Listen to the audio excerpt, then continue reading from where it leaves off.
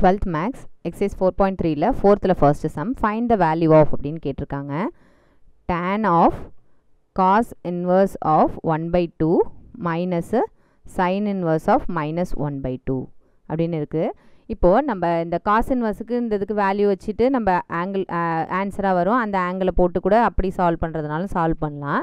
இல்லைனா இது ஏதாவது ஒரு ஐடென்டிட்டி யூஸ் பண்ணுறதுனால நம்ம யூஸ் பண்ணலாம். ஏன்னா இங்கே காஸ் இன்வர்ஸுக்கு பக்கத்துலேயும் சைன் இன்வர்ஸுக்கு பக்கத்துலேயும் உள்ள வேல்யூ என்ன இருக்குது அப்படின்னா சேம் வேல்யூவாக இருக்குது.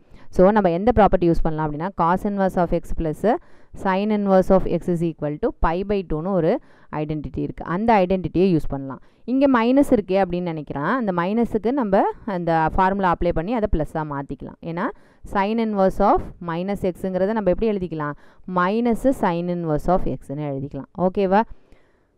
ஸோ எப்போ அப்படின்னா இந்த எக்ஸுங்கிறது வந்து -1லேருந்து +1 ரேஞ்சுக்குள்ளார இருந்தது அப்படின்னா நம்ம என்ன செஞ்சுக்கலாம், இந்த சைன் இன்வர்ஸ் ஆஃப் மைனஸ் எக்ஸுங்கிறத மைனஸ் சைன் இன்வர்ஸ் ஆஃப் எக்ஸ்ன்னு எழுதிக்கலாம். 1/2ங்கிறது என்னது ஹாஃப், மைனஸ் ஹாஃப்ங்கிறது -0.5, -0.5ங்கிறது என்னது -1லேருந்து 1க்குள்ளார தான் இருக்குது. அதனால நம்ம என்ன செஞ்சுக்கலாம், இதை வந்து இந்த மைனஸை வெளியில் எடுத்துக்கலாம். ஓகேவா?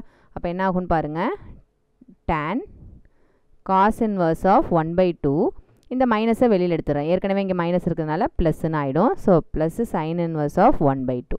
ஓகேவா? இப்போ இதுக்கு பக்கத்தில் எந்த வேல்யூ 1/2ன்னு கிடையாது, ரெண்டு இடத்துலையுமே சேம் வேல்யூ இருக்கணும். ரெண்டுமே சேம் வேல்யூவாக இருந்துச்சுன்னா நம்ம என்ன செஞ்சுக்கலாம், π/2ங்கிறத யூஸ் பண்ணிக்கலாம். சைடில் வந்து இந்த ப்ராப்பர்ட்டிஸ்லாம் சின்ஸ்ன்னு போட்டு நம்ம எந்தெந்த ப்ராப்பர்ட்டிலாம் யூஸ் பண்ணுறோமோ அதுக்கு நேராக எழுதிக்கோங்க. ஓகேவா? Which is equal to tan of இந்த ஹோல் திங்க்கு பதிலாக நம்ம என்ன போட்டுக்க போகிறோம், π/2ன்னு போட்டுக்க போகிறோம். நம்மளுக்கு tan π/2ஓட வேல்யூ தெரியும். tan π/2ஓட வேல்யூ என்னது, இன்ஃபினிட்டி. ஸோ இன்ஃபினிட்டியை ஆன்சராக எழுதிக்கலாம். ஓகேவா?